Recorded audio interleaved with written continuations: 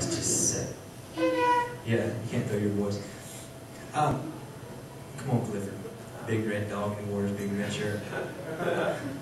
I asked Cliff, actually I didn't really ask Cliff, I told him he was going to speak, so it's all on Cliff. So, Clifford, it's yours, bro. Yay. I'm talking that on? No. It's laughing. I can't see anything either. Like all the glares, the lights, and the glasses. Okay, so about 2 weeks ago, Ron told me I was going to be speaking, and I had no clue. Well, I had plenty of ideas. I started thinking as soon as he told me I was going to be talking, and basically, ideas kept changing, no matter what I came up with. As soon as I started reading over it, it changed again. So, I never talked to anybody on a stage. I played in bands, had a microphone for one of the bands I was in, but normally I would just say stupid stuff, nothing meaningful. Didn't shower a lot back then, so I would talk about how bad I smelled and apologize to everybody in the front row, you know, because I stunk.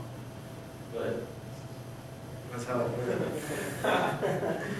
But I asked Ryan to play Moving Forward tonight because whenever I'd be riding in my car, I would listen to that Ricardo CD that Ron recommended because all my music was crap. So I was listening to that song and I kept listening to Moving Forward because basically when I was in the band, when I started playing in bands, I did it for ministry, because I've always felt called to do some sort of ministry, but I never knew what. And when I was 18, a friend of mine was like, here's a bass, learn how to play it, we're going to start a band. I probably played, well, didn't really play. Put your finger here, you pull up the string. Put your finger here, that was about it. And 2 months of that, I was already playing the show. And I'm shy and hate getting up in front of people. When we'd play shows, sometimes I wouldn't even stand on the stage. I'd just kind of back off, get in a dark corner, try to play the bass. So, but yeah, Michael Sasser was the lead singer, but he'll take care of all the preaching stuff. He can say, while we're here, tell everybody we're Christians, tell people why we do this. He can have all that, and I'll just sit here and play bass, hide, not move, anything like that. And it was my easy way in the ministry. You don't have to go to Bible college to play bass in a band and say you're Christians. That's all I did. About when I started playing, I stopped going to church pretty much because I had an excuse, be out Saturday night about 2 o'clock in the morning because we played shows. And, got to get my sleep. Sleep's important. Got to get 8 hours, So that's what I did, Did that for about 5 or 6 years, just played in bands. I got a little bit braver. About 4 years in, I actually started moving around on stage, grew my hair out, grew my beard out, swung it around, walked around with gym shorts, sleeveless shirts, got tattoos, got welcome to the gun show with a gun, because I don't have any muscles, so I had to do something. Got them on my legs and everything, walk around barefoot. I was telling Ron, I loved it. I could walk around barefoot, look nasty as all get out, and people loved it, because that's what we were. We were a southern rock band. The more southern I looked, the more popular we would be. But that's like pretty much all I did for 5 years. And then it kind of got to a point to where I couldn't do that anymore. Like, woke up, we were in Atlanta, and all I knew was that I couldn't be in the band. I couldn't do that fake ministry. I was praying, we were driving to South Carolina, and I was just praying the whole trip. When I got out of the truck at the venue we were playing, I just knew I couldn't do this anymore. 2 weeks later, I was out of the band, told them I quit, but I still had no clue. I just kind of got a job back at the Color Vision, putting together furniture. Been working there on and on for about 7 years, and just got back into the routine of things, spending money because I didn't have it for 2 years, buying stuff, taking showers. Got a beard trimmer, was one of my first purchases. Got a haircut. respectable haircut, took my earrings out, took my lip ring out, tattoos are still there, still getting more of them. Gotta finish up this one. Gotta get this tattoo covered up. Gun show stain. It's for good. When I'm 9 years old, it's gonna be even funnier.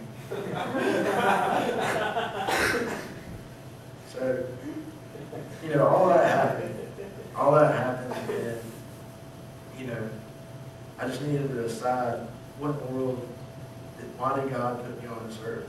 You know, what did I got to do? You know, so I spent a lot of time seeking, you know, praying. I gave up all my favorite types of music for about a month. I said I was going to do it for a week, and I decided just to listen up to praise and worship music, and did it how I get area of music, go on the internet, and I would just listen to that. I would wake up in the morning, I'd turn on my iPod at night, I'd go to sleep listening to it, I would wake up listening to it, I would drive everywhere listening to it. If I ever had music going on, it was praise and worship music, because that's what, to me, that's what gets me closer, because you're in a state of mind, you're closer to God when you're doing that than any other time. You sit there and, you know, just hear songs about how amazing He is, how songs are like, just sit there talking about how, I can't think of an example. I didn't write anything down. I've changed my mind so many times, so I'm getting up here and I'm winging it. Probably the dumbest thing ever. I think Ron wants me to wing it for about 30 minutes. I think I've got 29 more to go. What I've done now. And I killed 2. So anyway, that's why I'm here though, is because when I was doing all that seeking, reading, studying, trying to figure out how I could get closer to God, so God could tell me, because like I said, I always knew I was supposed to do something in ministry. I just never knew what. So I got to thinking, and I was like, well, when I was 14 years old, I'd helped out in the children's church, so I'll try that. You know, that lasted 1 week. Kids were screaming, couldn't handle it. You know, I was like, well, that's out. You know, but I never wanted, one reason why I really wanted to work with these kids, because I never want to grow up. I'm goofy. Or try to be goofy. I'm not goofy up here, but I'm goofy when you get me along with 2 guys and I get to tell them about everything that would happen on band tour. So, Spence knows too much. But it's good stuff. It's fun stories, you know. You gotta keep thinking. How much time? 28 now? 28? 5, 4, 3, 5 more minutes, 5 more seconds. Keep going. Okay. So the song Moving Forward, you know. A whole year of standing still, thinking, worshiping, trying to figure out what it is. And, you know, I get here, tell Ron I want to help out. And I tell Ron I'm thinking about, you know, maybe I want to be a youth pastor. And talk some more today, kind of went a little bit further on it. Maybe just music menu, because I'm not too good at that speaking stuff right now. But the thing is to move forward, you got to do something. You can't just think about it. You can't just say, okay, well, I think I need to be a youth pastor. You can't move forward at all until you try it. You know, you can sit, I can sit in the back, slide the volume knobs up and down, find videos, make designs, put on the logo, but that's not doing, that's doing something, but it's not going in the direction. It's not moving forward in the direction, you know? So that's what I'm doing tonight. I've never spoken in front of people, but I'm up here speaking in front of you guys now. I'm a step closer to whatever it is, you know, because I'm still praying and seeking Him.